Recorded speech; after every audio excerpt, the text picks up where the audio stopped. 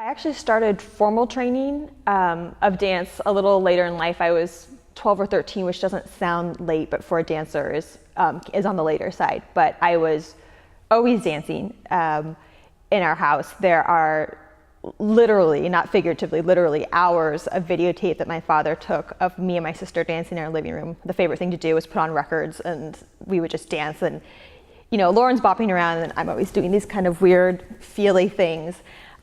So moving and expressing myself through my body, I guess, has always been something that I did. And then I started formal dance training when I was in my middle school. And then got a little more serious about it when I went to a performing arts high school, where I got a first taste of modern dance, which is unusual actually for a lot of high schoolers. You usually do ballet or jazz or hip hop. And so that really sparked something in me. I actually wrote my college admissions essay on the sense of excitement I had in my choreography class, and how you got that rush of adrenaline when you are exploring a new concept. And so that's really where I kind of connected with dance as art, I suppose. And then I went to UC Santa Barbara and I got my BFA in dance. After college, I danced in Los Angeles for about 3 years, and then I moved back to Santa Barbara just for different reasons, and kind of ended up getting involved in the dance community here, which is very, very vibrant. I mean, vibrant, as I'm sure everybody knows, for a relatively small town. Santa Barbara has a very supportive and vibrant arts community. And so I connected with people just through kind of word of mouth, started showing up at a few classes, ran into somebody who went to UCSB. I did some work with her. I danced with a couple groups in town, Art Bark International, the Misa and Stephen Kelly, Nebula Dance Lab, which was a new modern dance company that was formed about 2012, and Robin Bissio, who does a lot of site-specific work. We did dances on the beach, and we did dances at Lotus Land, and in the mountains and stuff. I call myself an emerging choreographer. I'm still trying to figure out my voice, and I don't know, if that's ever a task that is done, you are completed with. So the pieces I'm trying to create, when I'm creating movement, I'm constantly trying to figure out what's original to me, and not just, because as dancers you train in a certain way, and so your body has these pathways that they automatically take. And so when I'm choreographing, I'll do something, and then I'll look and say, is that a pathway that is based on something that somebody else gave to me, or is it coming from myself? So certainly there's lots of ballet and lots of just modern dance technique influences. I'm not creating a whole new vocabulary, but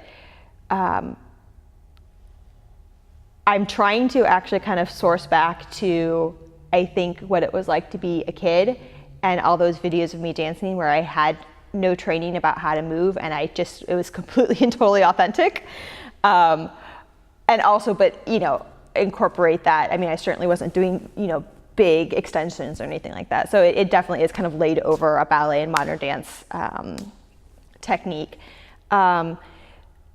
Lately, for whatever reason, I have been influenced, or I've been sparked by ideas of kind of like the intersection between kind of modern physical cosmology, like, astrophysics, and like kind of these higher concepts of which I cannot speak to at all, and even really conceptually, it's just like that little nugget of the concept.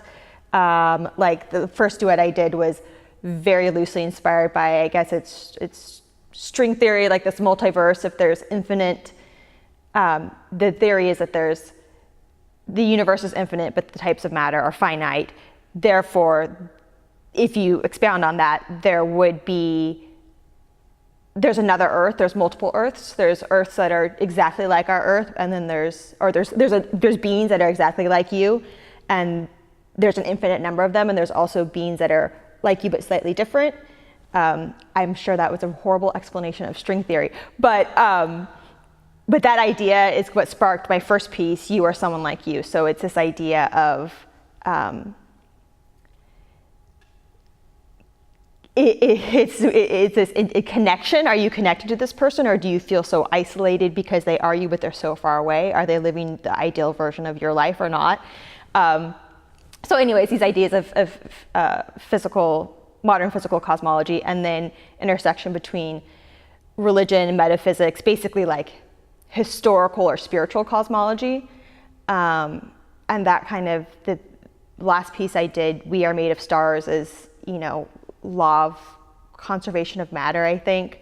Matter cannot be destroyed, it can just be changed. And this, the quote from Carl Sagan, that's, roughly, we are made of star stuff. But literally, the atoms in our body are the same atoms that existed at the creation of the universe. You know what I mean? They've just been throughout the whole thing. And so it's kind of like a creation thing, but it's like there's divinity in the actual, what I think is the actual physical reality of what we're made of.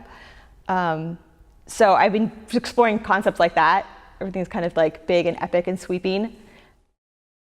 So the piece that I'm doing for the exhibition, conceptually, it didn't really come from the same place as my other ideas. I went to the museum, and I guess not the museum, the hotel, and I guess I just kind of thought about what happens, what you experience in a hotel. I don't know if anybody else does this, but whenever I'm around a lot of people that I don't know, there's always like some kind of like romantic thing in my head going on, like, what is this? What is the story with this person, or what story does this person have about me? And you can be around a lot of people, but you don't know any of them, so you're kind of you have a sense of isolation, especially if you've ever, like, for a business trip, had to go and spend a couple nights alone in a hotel room.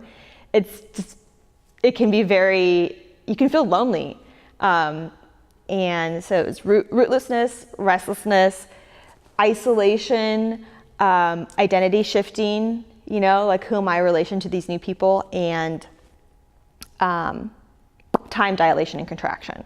Because again, if you're alone in that hotel room and you're not around all your familiar things and you have no chores to distract you or what have you, the night can seem long. But then sometimes when you're on a trip, it also seems like things fly by. I came up with the idea of these little vignettes around the hotel, and I don't really exactly know how it came to be. I mean, I told you, I went and looked, and then the next morning it was like it sprung fully formed from my forehead, like Athena. That's kind of a grandiose way to describe the idea, but that's what it felt like. I just woke up and was like, here it is. So it's these vignettes. A group of people start in the lobby, and they're all together. Structurally, you'll see they have a relationship to each other, but there's no, I guess, emotional relationship.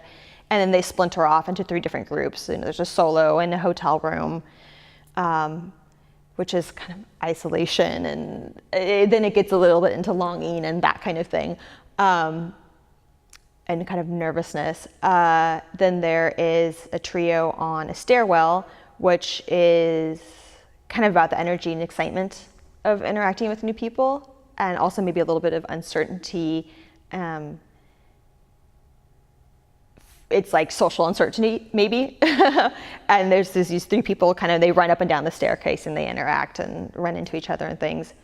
And then there's a duet in front of the plant wall,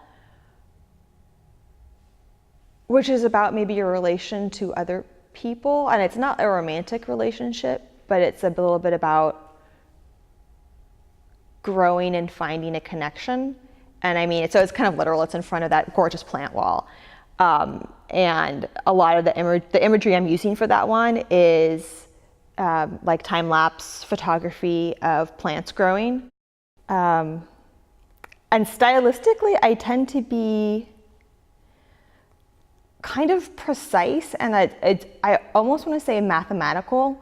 It's interesting. I feel like now I try to either think in a line or a circle, where when I was like in high school and college, I think I thought in like amoebas that exploded all over the place. Like everything was just here, and I was just trying to pull it all in. And I think that the process of being an adult has made me kind of like, this is how I've handled things. But there still is creativity in there. It's just, it has to come out like that, if that makes sense. So it's also a matter of focusing, of flowing information. I'll flow it out. I'll have to lay a grid on something in order to map out where the choreography is going to go.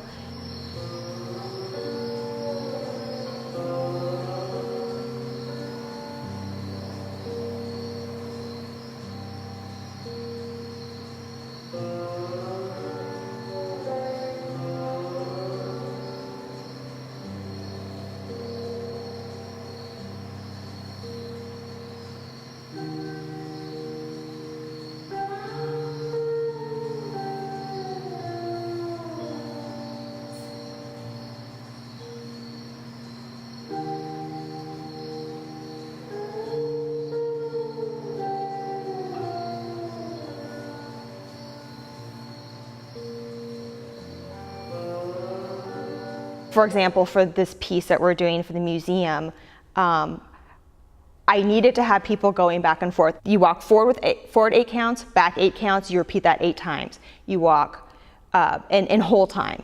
Then you walk forward in half time, 8 counts, and back. You do that 4 times. Then you do it again in whole time twice. Then you do it in quarter time, 8 forward, whole time, 8 back. And if you repeat that 3 times, it's like 10 minutes of a grid.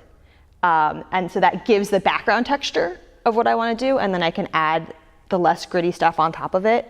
So to summarize, it's how my brain works now, unfortunately or fortunately. It's like provides the lines on the paper. It gives me something to work off of, because I think some people can be creative just in a complete void, and some people need something to push against first. And then it's time management. It's a practical way of getting movement and texture out there.